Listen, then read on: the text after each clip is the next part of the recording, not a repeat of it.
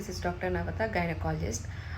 చాలామంది pregnant ladies మా దగ్గరికి వచ్చినప్పుడు, మేడం మేము పైనాపిల్ తినొచ్చా, పపాయ తినొచ్చా, మా ఇంట్లో పెద్దవాళ్ళు వద్దంటున్నారు.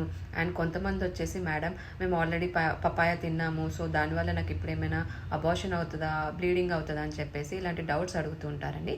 సో ఈ వీడియో కంప్లీట్గా చూడండి, మీ డౌట్స్ క్లియర్ అయిపోతాయి. ఫస్ట్ వచ్చేసి ప్రెగ్నెన్సీ టైంలో అన్ని టైప్స్ ఆఫ్ ఫ్రూట్స్ తీసుకోవచ్చండి. మీరు ఎక్కువగా సీజనల్ ఫ్రూట్స్ తీసుకోండి అండ్ మోడరేట్ అమౌంట్లో తీసుకుంటే మీకు కానీ మీ బేబీకి కానీ చాలా హెల్తీ. సెకండ్ వచ్చేసి ప్రెగ్నెన్సీ టైంలో పపాయాలో మనకి పండినది ఉంటుంది అండ్ పచ్చిది రా పపాయ ఉంటుంది. పండిన పపాయలో మీకు మంచి వైటమిన్స్ ఉంటాయి అండ్ ఫైబర్ ఉంటుంది. సో ఇది మీరు మోడరేట్ అమౌంట్లో కన్జ్యూమ్ చేసిన వాళ్ళకి అండ్ ప్రెగ్నెన్సీలో కాన్స్టిపేషన్ ఎవరికైతే ఉంటుందో అది తీసుకున్న వాళ్ళకి మీకు చాలా రిలీఫ్ అనేది ఉంటుంది. అండ్ రా పపాయలో మనకి ఒక ఎంజైమ్ ఉంటుంది, ప్యాపైన్ అని చెప్పేసి. సో దానివల్ల కాంట్రాక్షన్స్, యూట్రస్లో కాంట్రాక్షన్స్ వచ్చేసి కొంతమందికి బ్లీడింగ్ కానీ కొంతమందికి అబార్షన్ అయ్యే అవకాశం ఉంటుంది.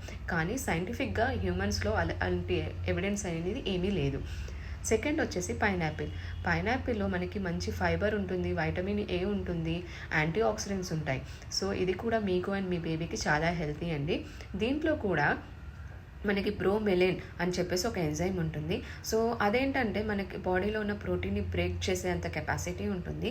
సో అది ఎక్కువ క్వాంటిటీలో కన్జ్యూమ్ చేసుకున్న వాళ్ళకి ఏంటంటే మన బేబీ ఉండే ఉమ్మనీరు సంచి ఏదైతే ఉందో అది కొంచెం వీక్ అయిపోయి కొంతమందికి ఎర్లీగా ఉమ్మనీరు లీక్ అయిపోయి డెలివరీ అయ్యే అవకాశం ఉంటుంది.